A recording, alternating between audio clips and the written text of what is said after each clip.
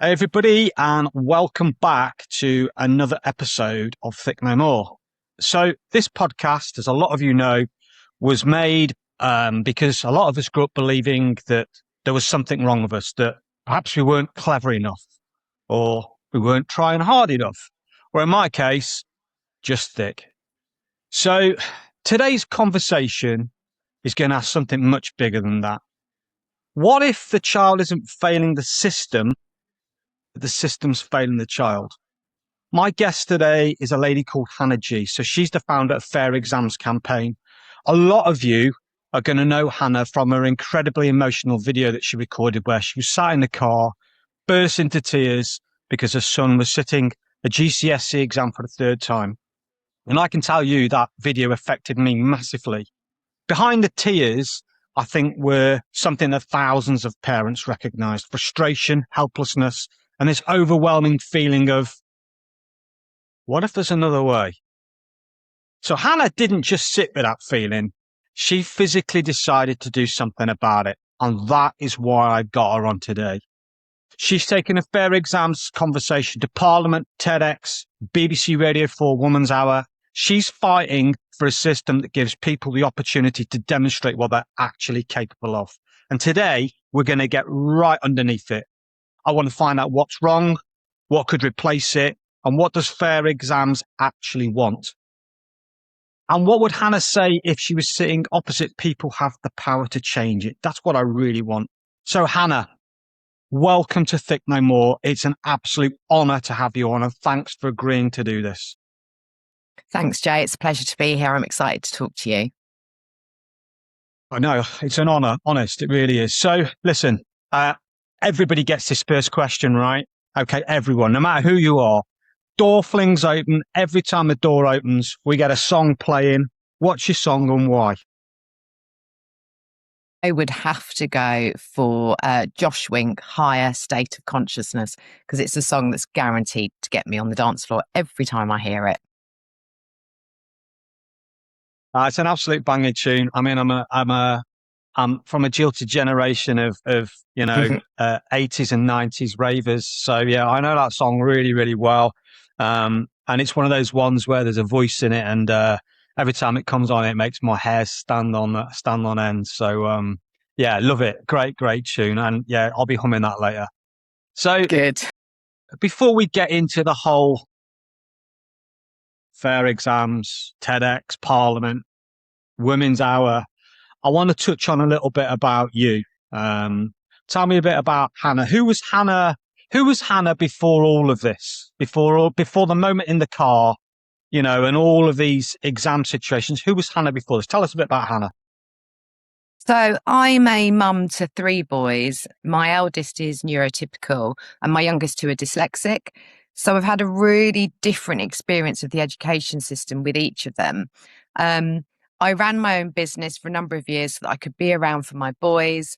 And then I sold it just after COVID and pivoted to become a poet. And then later, most recently, I've become a hypnotherapist. So I've got a variety of hats that I wear, and I enjoy living a really varied professional life. Big change, eh? Business owner to a poet. What sort of poems do you write? Very kind of contemporary, quite short, all about midlife, just things about my life, really. But I do more producing. Everything that's wrong at the moment. Eh? Yeah, I do more producing events. Growing up for Hannah, what was education like for you? What was your experience of education? So I worked really hard at school and I had a love for reading. When I was younger, we didn't have a TV till I was about 8. So the only thing to do really was to dance, play, and read. And I loved reading, but I really struggled in school. No matter how much effort I put in, I was never more than a kind of C grade student. And looking back now, I had a lot of traits of dyslexia. So even though I was an avid reader, my B's and D's were ran the wrong way. It took me a long time to learn to use a clock to tell the time, tying shoelaces. There were lots of kind of hints that possibly I was mildly dyslexic, that was just never identified at school. So I think overall, I enjoyed school because I had a good social life. I had lots of friends. Um, but I think academically, I always struggled. And I was lucky enough that an English teacher said to me when I was 16, oh, you are going to go to university. And it never occurred to me that I'd be going to university. And it's only because she said that I thought, oh, okay, I'll do that then. And that's what I did. And I studied sociology at university and I loved it. Incredible. And and I know because I've done it myself, but to go through those emotions and your brain being working differently outside of the box to everybody else is going to university is quite challenging, right? And I think that's something we need to kind of explain to some parents, that it isn't the end of the road. If your child's neurodiverse, that isn't the end of the road. It doesn't mean they're not going to be successful. Look at you. You've had a fantastic business. You've been a poet, hypnotherapist. You've been to parliament. It's not the end of the road, is it? There's still opportunities, right? Yeah, absolutely. I think that I was really lucky that when I was at school, my maths GCSE, I failed my first maths GCSE, and it was a thing that doesn't exist anymore called KMP, Kent Mathematics Project. And it was coursework. I think about 50% of it was coursework. And the second time round, I managed to scrape a pass. But honestly, maths to me as a child was like someone was speaking a foreign language. I just couldn't understand abstract maths. No matter how hard I tried, it just didn't make sense. And even now, it can drive me to tears. I'm just so lucky I have AI now. So if I've got a complex maths problem I need to solve, I just put it in there and it solves it for me. Absolutely. It's AI has changed my life for sure. And I think the generation of children growing up now have the opportunity, as long as AI is adopted carefully and cleverly. I think it'll only help neurodiverse children for sure. Neurotypicals will always succeed. They're going to be okay no matter what happens. And these changes, that I can't wait to hear what you want to tell me about fair exams, because it needs doing, and we're going to get into that. And so, was there a moment when as mum, not as Hannah, as mum, when you started to realise that your children might experience education differently? What was that moment? Can you kind of share that with me a bit? Yeah, so my eldest kind of flew through, primary school phonics, letter patterns, all those things that you just take for granted.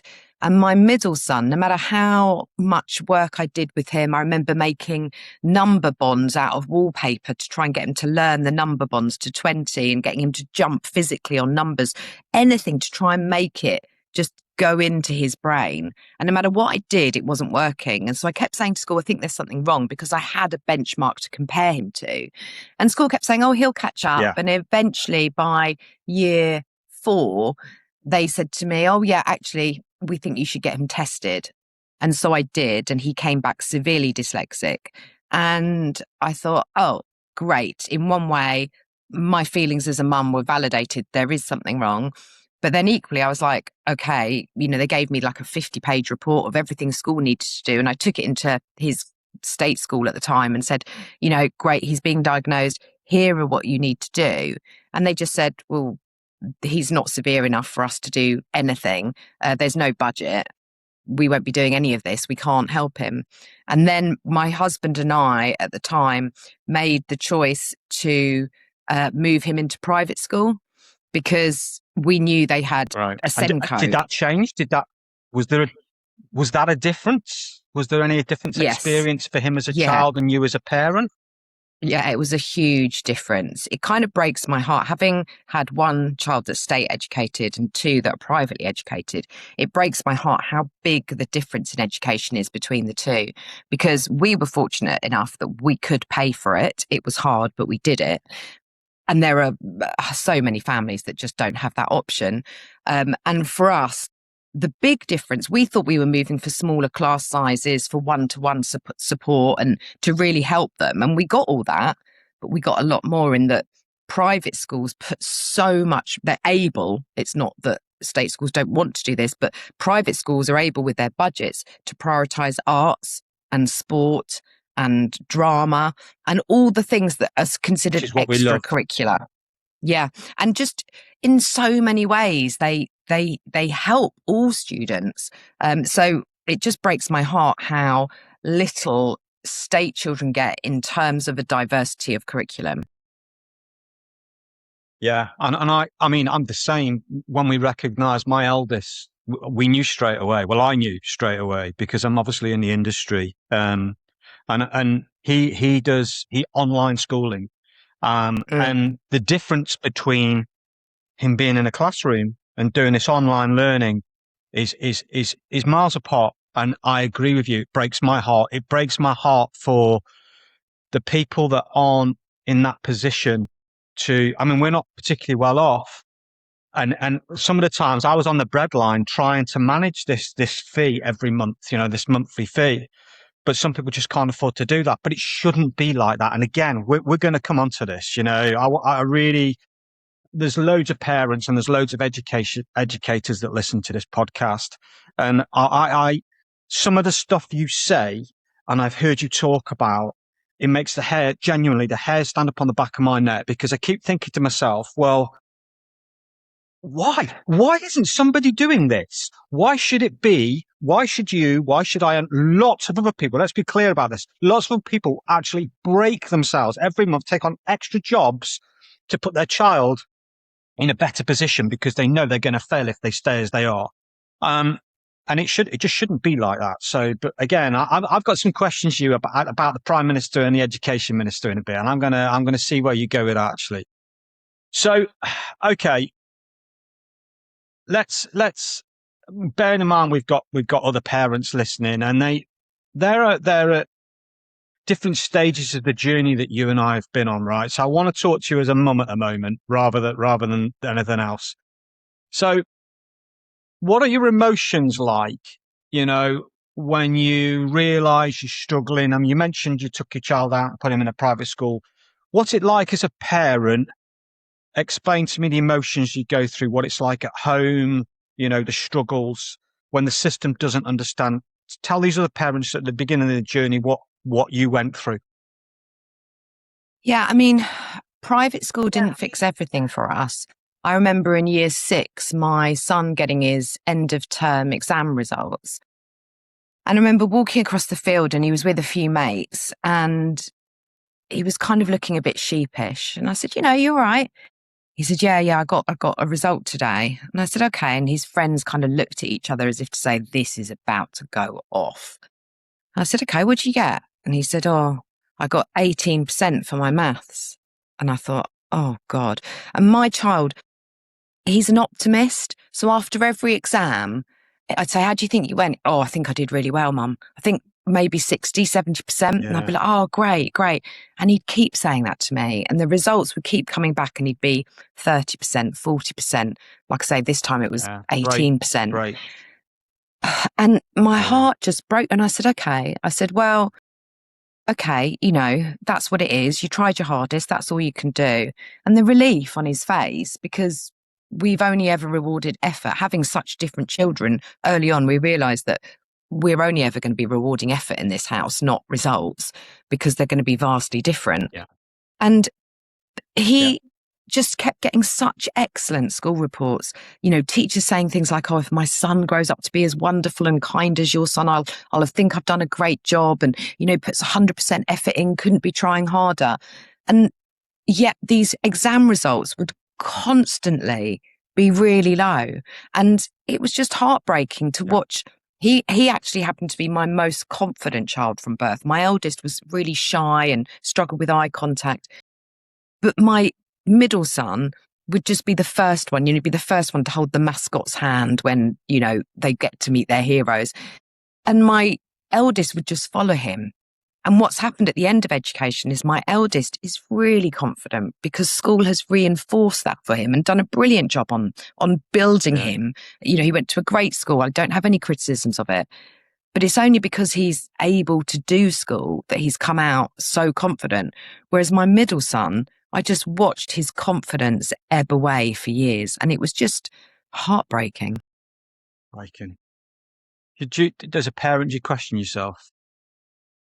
Yeah, all the time. Like, there's part of me that thinks, what if I'd homeschooled him? What if I'd never put him through exams? Because I watched my son when exam results came, and obviously a lot of your listeners will have this coming up next week. On results day, he failed his Maths and English by 1 mark and 2 marks. So he was so close. And so initially I thought, okay, we'll just put him in resits. He nearly passed.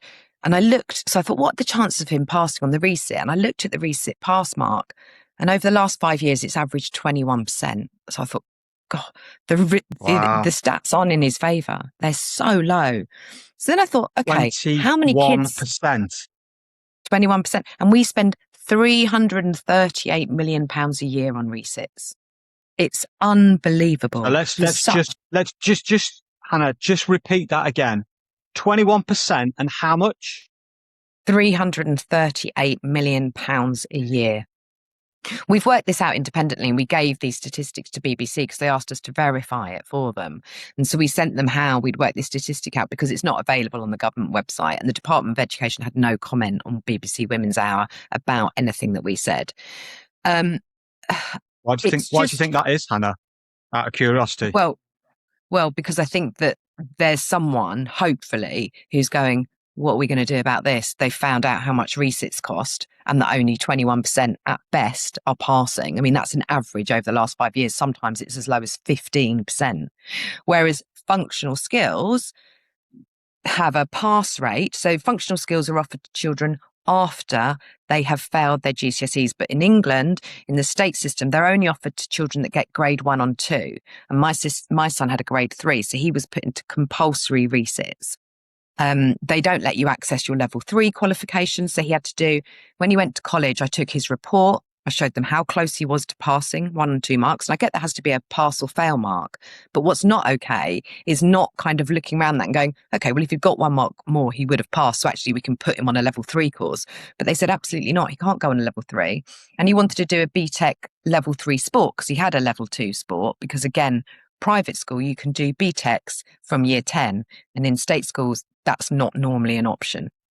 So he had a level 2 BTEC in sport, and they said, okay, well, he can do another level 2 BTEC in sport. And I said, this is madness. And they said, okay, well, he could do business. I said, he's got a level 2 business as well, and he doesn't want to do business. He wants to do a level 3 sports BTEC. So they said, okay, well, what we'll do is we'll put him on the level 2. And if in a few weeks, we see that, he should be moved up, we'll move him up. Well, funnily enough, he started and his morale was so low because he was having to do resits in subjects that he'd nearly passed, that he had no interest in. And he was just totally demoralised. So actually, his attendance for his actual sports college, for his sports qualification, were quite high, but his attendance for his Maths and English was so low that eventually the college said, we're going to have to throw him out unless he turns up. And I said, well, what do you want me to do? He doesn't want to do Maths and English. He's done them repeatedly for years and years and years. And then when he got to the finish line, he just failed, because he actually can do some abstract maths, because the GCSE Maths and English syllabus is full of abstract maths and English. Whereas functional skills, which are a recognised Ofqual regulated qualification that are equivalent at level 2 to a GCSE, the pass rates for those, for English, for 17 to 19-year-olds are 63%. And for maths, it's 55%. So it's not 21%. So if we had more children sitting a functional skills type exam from year 10, we wouldn't even have that many children going through resits. We would save so much money. More importantly, we would have more children with more self-confidence, higher self-esteem, and believing they can go on. It seems madness.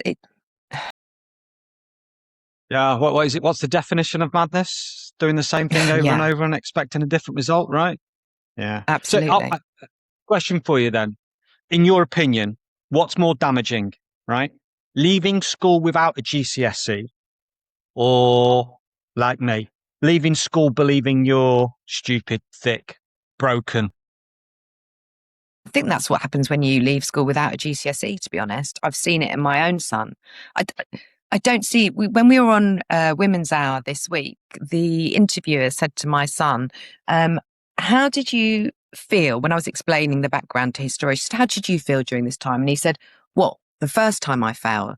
And she then said, you didn't fail, you got a 3. Now, my son knew that he had failed. His direct response was that he had failed. We can't just say, oh, you got a grade 3, so actually it's a pass, because it's not. We all know that a pass mark is a grade 4, in olden terms, a grade C. So my son realises that effectively the measure of can you do school is GCSE results, and he didn't pass them, so no. So I, as a mum, have had to work so hard on building his self-esteem. And that's what broke my heart with the Women's Hour interview, because Women's Hour obviously has a reach of around, I think, 3.5 million people. It's absolutely huge. Yeah. And when I said to my Huge. son, who hasn't, Huge. Yeah. my son hadn't wanted to do any media on this campaign. And I totally understand that he doesn't want to be the poster boy for failing your GCSEs. That is totally fair enough. No, I get that. So when I said to him, okay, Radio 4 have asked if you'll come on with me and speak about your experience, we talked about it, and he said, yeah, okay, because right now I've built his self-esteem and his confidence, so he's in quite a good place, but that's taken so much work to do. So we went on the show, and I'm so proud of him because he did an amazing job. He wasn't nervous. He spoke eloquently. He explained how he felt, but actually he was almost the worst thing in the world for the campaign, because what I presented was a child that wasn't broken, because he's going to mask to the world. He's going to say, yeah, I'm fine. I'm really confident. I mean, he was telling me how confident he was about passing his English GCSE, the results we get next week. And I thought, oh, bless you, because I know that's not how you really feel. I know that you're as terrified as I am that we're going to have to sit there and go, okay, you failed for the 3rd time. I mean, he sat his maths GCSE four times, and then he sat his functional skills a further 4 times until he passed. So this child has gone through nothing but failure. The things he's thrown at me, I can't do this. What's the point? He's become socially, he's rejected education because education has rejected him. It makes total sense that we have over 1 million children NEET. It's crazy. And I think the frustrating thing, and I know this doesn't give you any peace of mind at all, Hannah. And I know you speak to lots and lots of people, but you're not on your own. And everyone listening to this, you're not on your own. I'm one of those parents. My son is the same. He tries. He's got an IQ of 134. He's one of the smartest kids I know. He's going to fail his exams, and I know that because the moment something's put in front of him, he just goes to pieces. And you can word it any way you want. The damage that it does, long-term damage to a child going into a young adult, going into adulthood, it stays with you for a long, long time. I carried it for years and years. I want you to try and, while we're talking about emotions and damage and how you feel as a parent, can you kind of and I don't listen, I appreciate you might get upset talking about this, but take me back to that day, because this is how I came across you, and the day you were sat in that car, and I don't know whether it was upset, anger, a bit of everything. Tell me what was, just take me back there, that moment you were sat in the car. Just talk me through what was going through your mind at that moment. So the day the video of me went viral, my son had his English exam, which was 50% coursework, and he'd done really well in the coursework. And his teacher said to me, look, he's just got to go into the exam and attempt every question and he should pass. And the exam was in the afternoon. So I went in the morning and kind of, nicely woke him up, not too early, about, 9:30, 10. And said, come on, we've got to get up, love. It's your exam today. And he refused to get out of bed. And I thought, okay, give him half an hour. And I went back in and, shouted at me, get out, I'm not going, I'm not doing this. And, I took his favourite drink in, his favourite iced coffee. I asked him, I explained to him, you've just got to attempt it. You've literally got to walk in there and attempt every question. You're going to pass. It's pretty much guaranteed. And he just wasn't having it. And we'd been in this situation with loads of times with him refusing to go to school with emotionally based school avoidance. But this day was a big day. This day was what he and I had worked so hard to getting him towards. And I remember I just got to the end of his bed and I got on my knees and I cried and I put my hands together and I said, please, can you get up? Please. Because I knew how much was resting on it. And then somehow I managed to get him up. And I got him into the car, and his school's an hour away, and I drove him into school. And in this car, I was trying to talk him about football the night before. Oh, Arsenal won last night. That's good. You're closer to winning the league. Trying to lighten the mood, trying to distract him. And I said, look, I've got your coffee here, your snacks, your water. I'm not having anything. I don't want it. I don't want it. And we got to school, and the invigilator was waiting for him. And I said, look, you come on, you've got to go. There's the invigilator. And he was just really angry. And I'm not getting out of the car. I'm not doing it. And so I said, I really need you to get out this car. And then the invigilator came and he got out. And, you know, she was all up there. Hi, Joe, come on then, let's go. And off he went. And at that point, that's when I broke down in the car. And I'd done my TED talk back in March, and this was the beginning of May. And I just wanted the world to know how much it hurt. And I couldn't see any other way of explaining it. And so I just thought, I'm just going to record a video. And I did. And I didn't have any, I went into a cafe to get some internet. I chucked some captions on the video.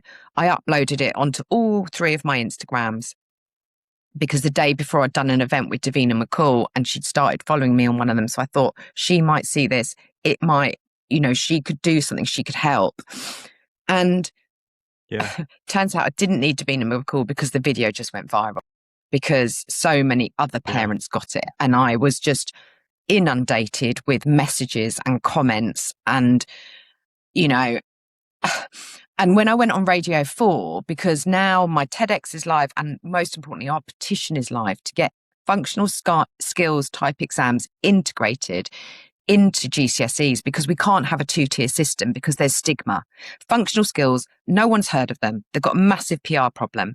Equally, they're not available to everyone. They're not accepted everywhere. They're seen by the government as a GCSE equivalent. So therefore, just call them a GCSE. I don't care if you call them a functional skills Maths and English GCSE, but call them a GCSE because it's confusing for employers and for young people. And if we just integrate them in up to grade 4, which is our solution, it would change hundreds of thousands of lives every year. I'm just working on our social media posts for results day next week. And I don't want to say too much about what it is because I'm, you know, trying to do something really strong, really impactful. But the post I'm going to do before is I can predict how many children are going to fail their GCSE English and Maths. It's 220,000 children.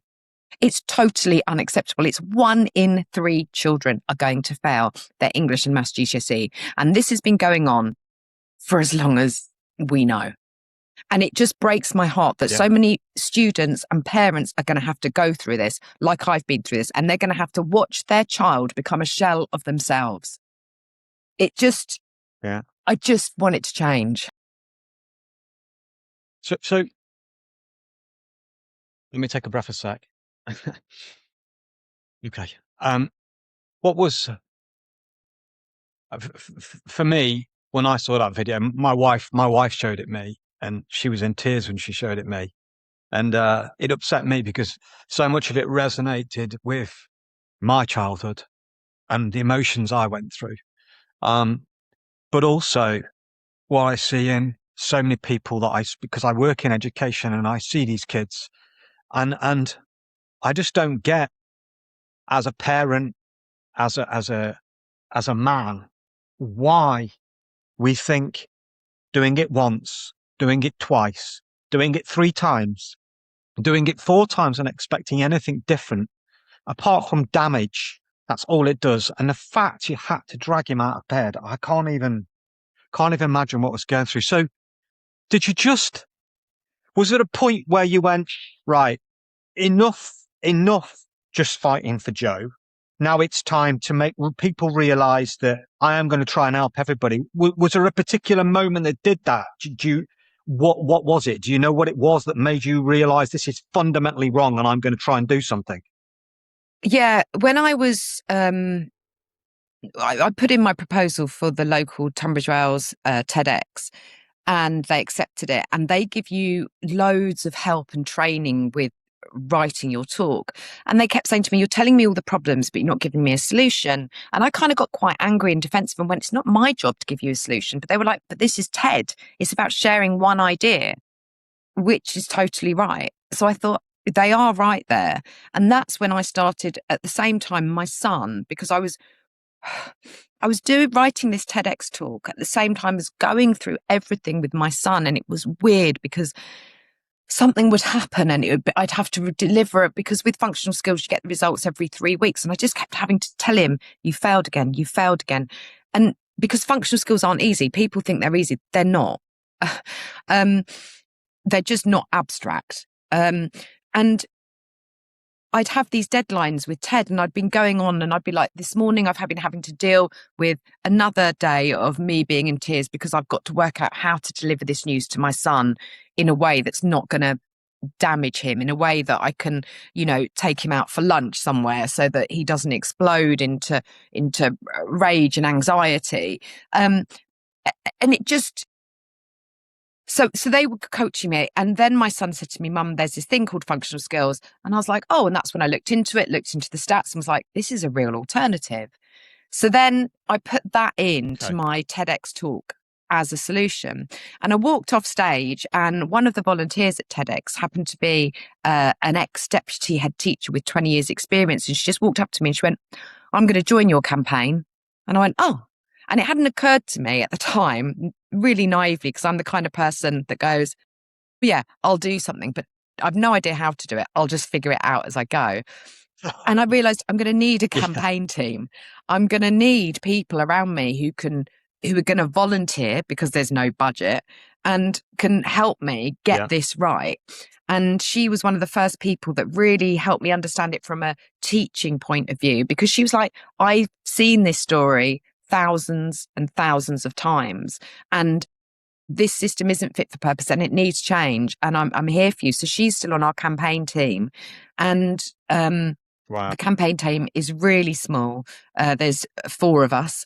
And I've got a really good friend of mine who built our website, who's built the most amazing website with so much information on it. And it's visually presented in a way that's so accessible. And we've done all the SEO so that any parent that puts in, "My child's failed their English GCSE or Maths GCSE," we will come up with all your alternatives. Now, functional skills at the moment in this country are only offered post-failure of GCSE and only to grade 1 and 2 students, unless you can prove that you have a reason. So that could be mental health and it could be SEND, because the statistic that really blows my mind is that only 3 in 10 SEND young people achieve their Maths and English GCSE, compared to 7 in 10 non-SEND, which tells you everything you need to know about the system, that the system is failing, not the child. Yeah, totally. Because if these are diagnosed children who are entitled to scribes or extra time or whatever else they're entitled to, breaks, and they're still not achieving their GCSEs because they're SEND, then the system is at fault, not the child. Yeah. Okay, so listen, I've put a couple of, I am absolutely 1,000,000% behind you, right? And I never beg or plead anybody to do anything on this podcast. It's about me trying to give back, right? But I'm 1,000,000% behind you. Now, I know I am going to push this podcast out as far and wide as I possibly can. I want everyone to share it, right?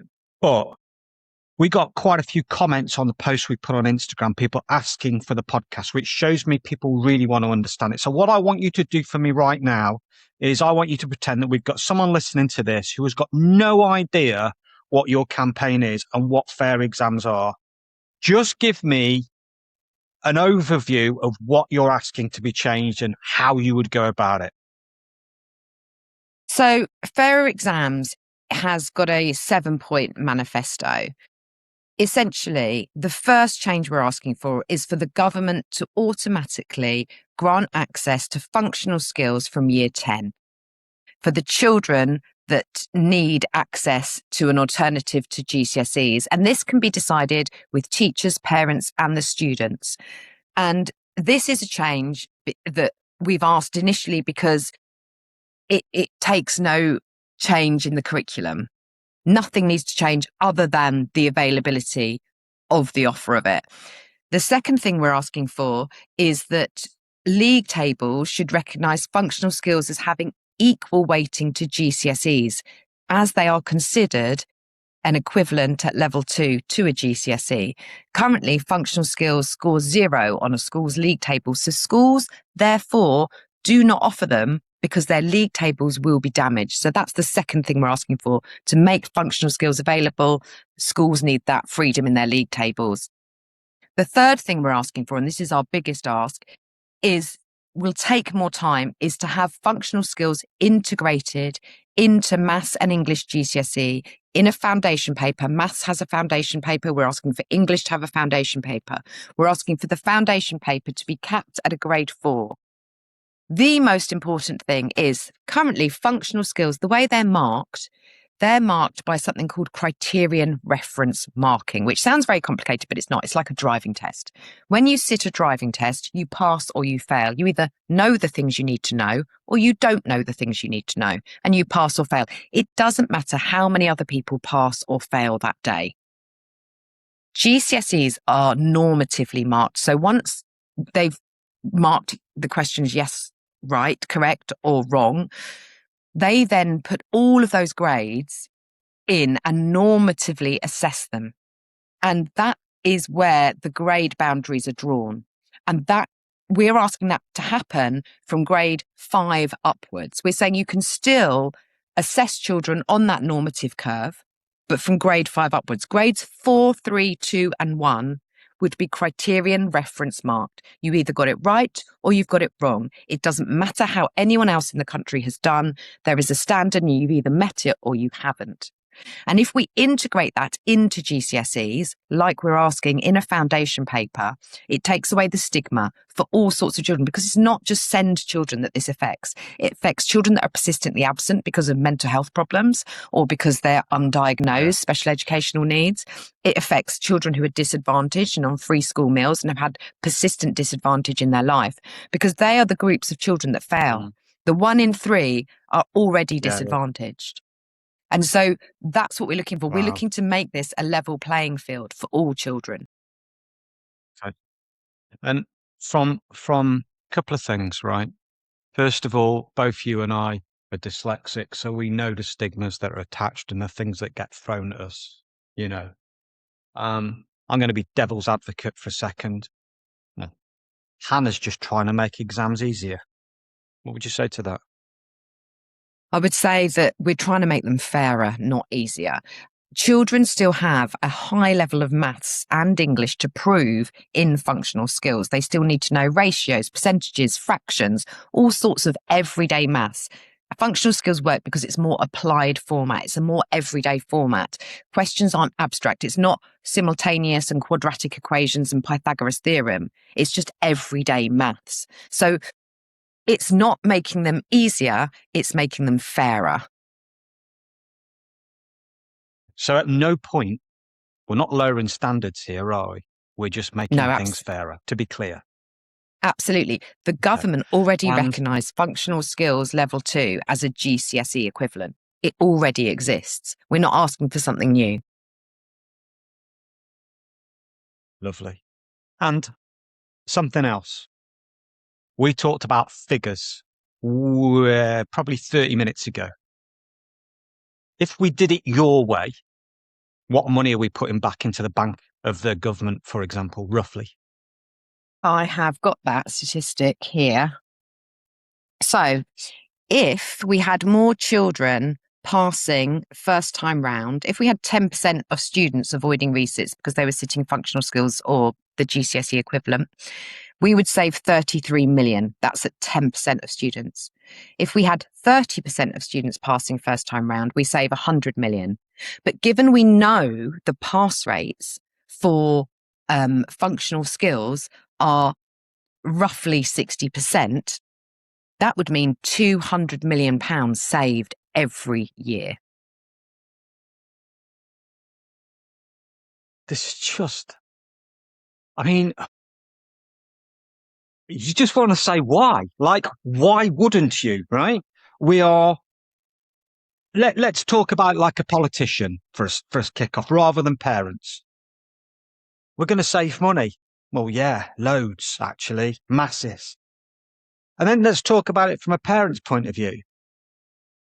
The heartbreak for the child, the labelling for the child, the masking for the child, which we know Joey's doing at the moment, and I did so very, very well. Parents will become parents again. We wouldn't be having this conversation, you and I. You wouldn't even exist, would you? Yeah. Your Instagram post would have never happened, right? You have to question, why wouldn't they do it? And this is what I can't, and this is why I'm so passionate about helping you. I really want to understand, why wouldn't you? And I need to find, there has got to be somebody that listens to this podcast, and I know there is, that can come to you and I and say, go and speak to this person, because I want to know why you just wouldn't. It makes no logical sense not to do this, because we're not lowering standards, we're helping, we're saving money, we're going to make the economy far better. We're going to give children a far better opportunity in life, because they'll be, confidence is the biggest thing you can give any child, right? And one of the things that has come from you so beautifully is, at no point have you said to your sons, yeah, that's a bit of a balls up, messing up on that exam. No parent would do that. We all say, it's going to be okay. You're going to be okay. We shouldn't have to do that, because the confidence should just be given to them in the school environment. School days are the best days of your life, supposedly, right? Yeah. I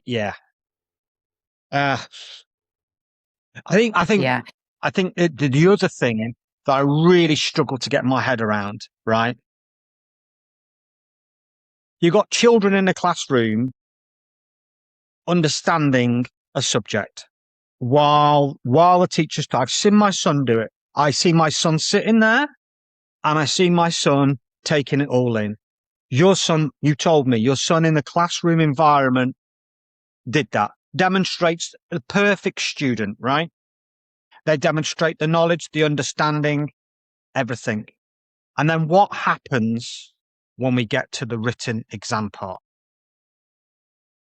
The neurodiverse students, depending on how their diversity affects them, either has the fear of the Red Cross, falls to pieces, can't remember, it's up there, but you can't get it out of your filing cabinet. We all know, you and I both know what that's like. Then the neurotypical student excels and continues to remember everything they've learned in the classroom. So what we are essentially doing by not doing what you're suggesting, in my opinion, is everything that this podcast is about. What we're actually doing is labeling one child a failure and the other child a success. Yeah? Why? Yeah, I mean, it's a wider question, isn't it? Why are we labelling a third of our children, 220,000 of them, every year as failures? Like, where does society gain on that? Yeah. You in your TEDx speak, you use the words a rigged race. Is that right? A rigged race. Yeah. Tell me what you meant by that. Well, I use the analogy of the Paralympics, and how when we have a race for non-able-bodied people, we don't just put them in a line and give them extra time. and go against able-bodied people. They have their own race. And equally, when someone gets an Olympic medal, we don't say it's a Paralympic medal. We say it's an Olympic medal. So what I'm asking for is for children to be put in the correct race and for the medal at the end to have the correct title. Because functional skills right now makes perfect common sense. Yeah, functional skills right now, it's like having a lifeboat on a ship, but hiding that lifeboat under the deck so no one knows where it is because they're hidden behind GCSE failure. It just doesn't make sense. And that's what our campaign is about. It's about increasing the PR for functional skills, telling people what they are, how to access them. You can access them privately. There's a number of organisations that offer them privately. You can actually even sit them from your own home. If your child has really bad anxiety, you can get results in the matter of days when you go privately. They cost roughly £200 to £300 for maths and for English, like each. So, you need to have some money to access them, but they are an alternative to get your child onto their level 3. But unfortunately, if you're in the state system, they will insist, even once your child's got functional skills, they will insist on you keep resitting and attending lessons for your GCSE resits. They will keep making you do them. I don't understand why. It's crazy. And that analogy there is if my brain painted the picture of a start line, right? And on that start line, you've got 10 kids, right? And 5 kids are neurodiverse and 5 kids are neurotypical, right? And we're starting at the same time and we're expecting them to finish the 100-meter race at the same time. In exam terms, in GCSE terms, that's crazy. Like if like you said, if it was the Paralympics, there would be staggered points to where that race run, and it's a clever way of painting that picture, Hannah, because it's an easier way for a parent to understand what's going on. And okay, so I just don't want this. I said to you over text the other day, I don't want this podcast just to be another podcast where we're talking about the system's broken, right? I want this podcast. I want people to sign your campaign, and I am going to make it as easy for people as possible beneath to get behind you. I want everyone to share this podcast. I want everyone to share our Instagram posts. I want this rammed down people's faces so they're starting to go, okay, what is this about? But here's the thing. I am, as I told you at the beginning, I got a magic wand and I can make music play all day. So today, for 5 minutes, the next 5 minutes, Hannah G, you are actually the education minister for the UK, right? I want you to build me a fairer system. What does it look like? Would there still be written exams? Give me an idea of what you would do. Tell me a bit probably about coursework in your minds. I want you to kind of paint a picture for me like you just have with that race analogy of how you would do this differently to everybody else. There is an amazing organisation that in all my research I found called Reviewing Assessment. I'll send you their website so we can put it in the comments. They have got some brilliant examples of schools that they've worked with where they're looking at different ways of assessing young people because, like I said in my TEDx talk, actually having a brilliant sense of humour, if you have someone like that on your team at work, someone that gets everyone laughing and makes work fun and helps staff retention, that is an asset. If you have someone who everyone follows because they're just a natural born leader, and so you can make them a manager and everyone gets on with them and enjoys coming to work because they're such a great manager, that is an asset. And Reviewing Assessment have looked at ways that schools can identify and kind of say to young people, today you showed great leadership. Today you handled that. You were really resilient the way you handled that awkward situation. Today you did this and it was, really ingenious way of solving that problem. So reviewing assessment is a website, and I would urge the government to look at it, because in an ideal world, I don't think exams are the best way of showing what we know. The reason we're focused on functional skills is No. because it's the most realistic thing that the government can adopt right now. And that's why we're focusing on them. However, personally, I don't think exams are a true show of what a person knows, because in the age of AI that we're living in, just regurgitating information isn't enough. We need problem solving, creative thinkers who are also really great people, people's people. And they are not the things that get rewarded in the exam system at schools. So I would radically change assessment, and I would base it on all the work that reviewing assessment have been doing, because they've got loads of case studies, loads of examples of where they've done things differently. And equally, coursework. There's an argument against coursework, and I totally understand it. And the argument against it is it increases teachers' workload, which is a problem because teachers are already overworked and overstretched and underpaid. Secondly, it tends to be that if you've got a more supportive home, if you've got a more affluent home, parents with more time to help you, you're going to do better in coursework. And that doesn't seem fair. That doesn't help the disadvantaged kids. So whilst I think that there is a place for coursework, I don't think it is actually the solution. I think it's a mixture of, like I said, with reviewing assessment, they've got some brilliant ideas on their website of different qualities and how you could reward them as a school. Yeah. It's certainly food for thought. And I want you to send me as much information as you can. Let everybody read it, digest it, and let's get involved. Something that popped through my head there when I asked that question about making you an education minister and what would you do? Would we have will we have to explain to employers? So Joe comes to me for a job and he's done let's just say it all goes through and they go, yeah, let's do this. Let's make these savings, because that's end of the day, it's about money. Let's be honest. Right. And all of our children start to do better. Do employers need to start to be made aware of the fact that they are going to see different things on CVs?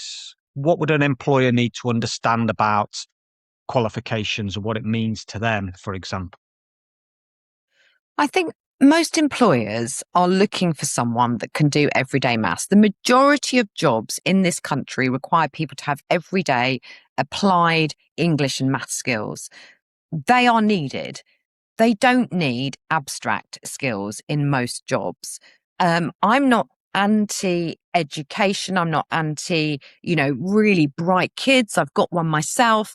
I think they should be given and stretched with those kind of abstract concepts, but not all kids, because it doesn't suit all kids. We've got this education system that is one size fits all, and we all know there isn't one size that fits all in society. So yeah. Yeah, I think that employers are starting to realise that piece of paper doesn't actually tell the story. But unfortunately, that's the process. Another process that we have, which I think is also rather silly, a CV. Maybe in 20 years' time, we'll do things differently with regards to employment. But I totally agree with you. I'd absolutely beg people to sign this campaign. I think it's brilliant and amazing. What would you say if you could go? I know we've got a new prime minister. Go on. I was just going to say, just on the petition, I would urge everyone listening to this to send this into your school WhatsApp groups. School WhatsApp groups are such powerful things, and we need signatures. We desperately need people to sign this petition to get the government to take action on this issue. And so even if this hasn't affected you personally, even if your child sailed through GCSEs, please think of your friends who've had kids who haven't passed, and where you know that it's not the child's fault, it's the system fault, and just sign on their behalf, because we really, really need people to write to their MPs. We've got a template on our website, and please put the petition in any school WhatsApp. They don't have to be secondary age, because primary school children, we're really doing this for them, because most kids going through the system right now, the change isn't going to happen in time. But if your kid is, you know, in primary school or lower end of secondary school, we can put this through and change everything for your child. But we really, really need people to actually sign it, send it to people, hassle their MPs. So yeah, I'm with you on begging people. Okay.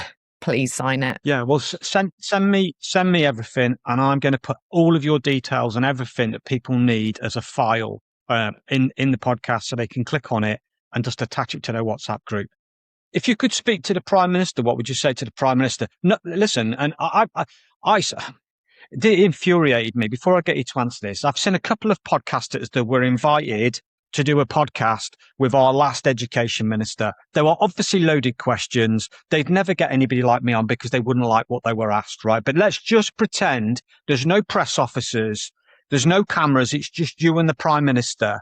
What would you... what if you could just say a sentence to him to make him understand what's going on here? What would you say to him? For the first time in a long time, this country has finally got hope that change is here. You have the power to change a third of children's lives every year by implementing functional skills and integrating them into GCSEs. You'll save the country money and you'll increase young people's confidence and self-esteem. Again, why wouldn't you, right? Why wouldn't you? I mean, let's hope he listens. I think what you've done here. Yeah, well, listen, like I said, there are people on this podcast that can make these things happen, and I really hope they do. I think what you do so well, and maybe it's the dyslexic in you, right? Is you are articulating everything beautifully, right? I haven't looked at anything I've read that you've posted or talked about for the last however how many months I've been following you and reading the stuff you do. I've never looked at it and gone, what if? Well, that wouldn't work, because for me, right? For me, the logical thing to do, right? So everybody knows what I do. So what I do for a living is I help children who are neurodiverse, and I supply them a product which reads text aloud for them. So they don't have to muddle through day-to-day life reading text, right? That's what I do. But before I do that, I say to the school, you know what? Test it yourself. Have a pilot with it for free and try it, right? And if it doesn't work, tell me what's wrong with it and we'll change it. Now, I know it works. Everything you've told me tells me it works. So for me, the logical thing to do here is a council of a smaller community should physically do this and run this as a pilot, as a test for a 12-month period and say, you know what? This is what's happened. These are the results we've seen. These are our findings. And oh my God, this is a game changer. That's what needs to happen. Someone needs to have a big pair of balls and go, you know what, Hannah? You're right. And because I know you're right. Everyone that knows you're right. The system, for God knows how many years, which is so linear and so straight lined, also knows you're right. I don't get why they wouldn't, right? We've fundamentally shown the cost changes. We've shown which is all they care about. I hate to say it, but it is. It's politics, right? It comes down to pennies. We are saving millions by doing this. But ultimately, we're going to change kids' lives. We're going to give kids the best thing that you can give them, which is confidence. Not getting up every day going, I'm dreading. Keep my voice down now because it's in the other room. I'm dreading September because I know next year is the next term for my eldest's exams. And he's already saying, oh my God, I've only got 2 weeks left until I go back to school. Why are we doing that to them? Totally. So I love you. I think you're amazing. And I back you 1,000,000%. And I want everyone, please share it, Pass it out left, right, and centre. Hannah's a wonderful lady. Follow her on Instagram, Fair Exams. Follow me. Just do what you can to help this. It's get it in people's faces. And if you're listening to this and you want to ask Hannah a question, just either put it in the comments in the podcast, reach out to her on Instagram, and she'll help you. Get behind her. Let's support her and let's make this happen. I've got one more question for you, Hannah, and everyone gets it. And it's a personal question for me. The sentence thick no more, what does it mean to you? It means changing the stereotype. It means understanding that what you label as thick or stupid is just one definition. It's an academic definition. And actually, in real life, we all know that the people that are neurodiverse are the ones that come up with the brilliant creativity, the art, the music, the drama. It's a gift, but it just takes you a while to find it and you have to get out the education system. Yeah. So thick no more means what happens once you're out of education. Beautiful. So today you've made me cry, which I probably needed. So listen, and I'm sure people that listen to this will cry. From everybody that listens to this podcast and everybody that you are standing up for, thank you. Don't ever stop, right? I will support you as much as I can. I know that somewhere there's another young person sat at a kitchen table believing a grade on a piece of paper still tells them how intelligent they are. And I don't personally believe it should be like that, right? There's another parent out there wondering if they're making too much fuss by challenging the system, by asking the teacher what's going on, or, hey, is my son or daughter okay? What's happening? It doesn't need to be like that. They're not. You're not a pain. So don't think you are. Conversations like what you are having right now and what you're doing matter, Hannah. I'm going to ask everybody who is listening to this to do two things. First of all, if the story resonates with you, right, which I know it will, get behind the Fair Exams. Please get the petition out there, sign it, do what you can. Don't just agree with this. Find the campaign. It's below. It's going to be right below now. Support it, back it, share it, and let's make Hannah make enough noise that people have to listen and can't ignore this any longer. Second thing I want you to do, I need your help, right? This podcast was never meant to be just another podcast. It was always to help people like Hannah. I want to give back because it took me so long to change my life and realize what was wrong, right? I want to build a community. I want to help your children. I want to help you if you're an adult and you're struggling, right? So it's really important to me. Share this as much as you can. Share it with people who you think want to hear it. Share it with teachers who need to hear it. Share it with Senkos. Let's get Hannah's story out there and let's do things differently. And let's make people realize they shouldn't have to sit in a car and cry on their own and believe that's it. It's not the way it needs to be. We can change it. Hannah's changing it. Thank you, Hannah. You are a wonderful person, and thank you for being on the podcast today. Thank you so much, Joe. I really appreciate the opportunity and all your support. It's brilliant. Thank you. I love you. Don't stop. Please don't stop. Thank you.